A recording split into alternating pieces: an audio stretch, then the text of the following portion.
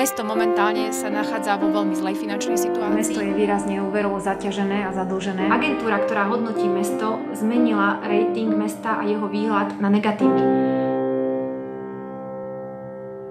Chcela by som dosiahnuť zmenu v našom meste. Je potrebné nájsť spôsob, ako šetriť. Tú komunálnu politiku už poznám. Moje ciele, ktoré si dávam v kampanii, sú reálne. Chcem spojiť naozaj všetky aj vekové skupiny a vtiahnuť ich do diania mesta. Mám veľkú chuť a vôľu dokázať, že sa to dá robiť všetko inak. Tým, ktorý bude pracovať pre mesto, 31 nezávislých kandidátov na poslancov, ktorí do volieb pôjdu spoločne so mnou. Celú Prievidzu pozývame na voľby. Na vrtuľke je napísané voľte číslo 3. To som ja, Katka Macháčková.